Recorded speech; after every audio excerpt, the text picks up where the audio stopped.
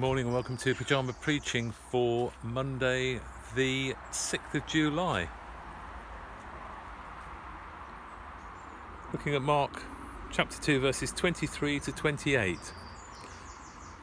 And I've got an illustration, something growing in the garden.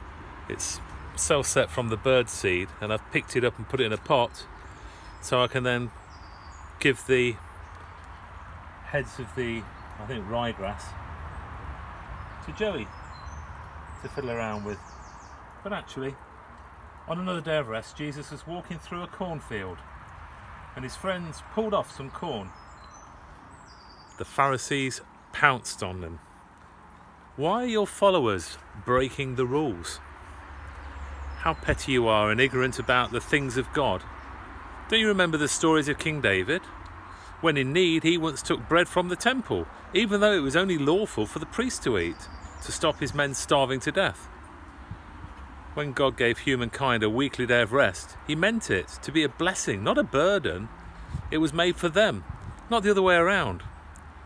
One greater than the day of rest stands among you. And so, because it's now drizzling, I'm going back inside. And I've been busy painting pebbles during lockdown to keep myself occupied. And I'm really enjoying it. I've got no talent, but yes, it's working. Here's a few more. And there are my notes.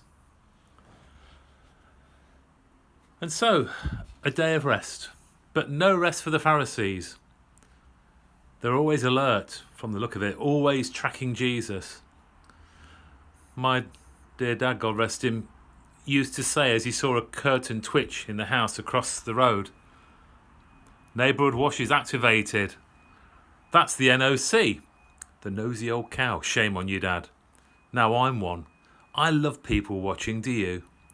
But I don't get involved in things I don't understand, which is a lot."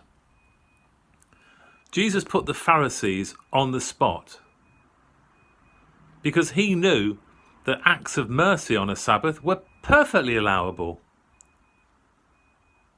And he basically says to them, I am, which is what he says to them again before opening the scroll of Isaiah in the temple. I am.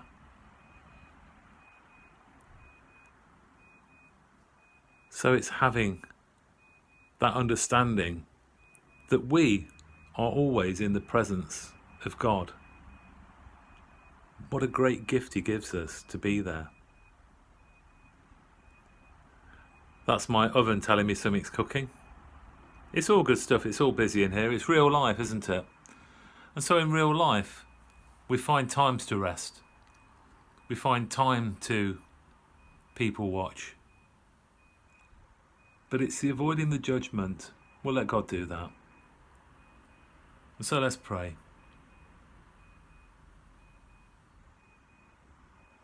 Father, as we are surrounded by the things of life, the beeping of the oven, the traffic going along the A38 here, the smell of the varnish on the pebbles,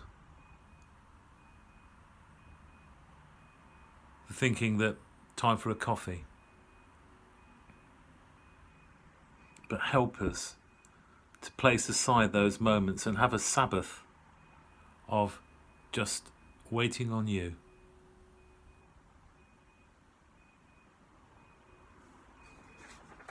And I did want to give you a little tiny extract from Barclay's commentary after the prayer, because he speaks about the sacred things. So the best way to use sacred things is to use them for others. It has been known for children to be barred from a church because that church was considered too ancient and sacred for such as they. It can be that a church is more concerned with the elaboration of its services than with the help of its community and the relief of its poor. But the sacred things are only truly sacred when they are used for human benefit. In the same way as the Sabbath is sacred for us, to give us rest, to give us space. So thanks to William Barclay and his commentary this morning, something for us to reflect on. Have a great Monday. God bless.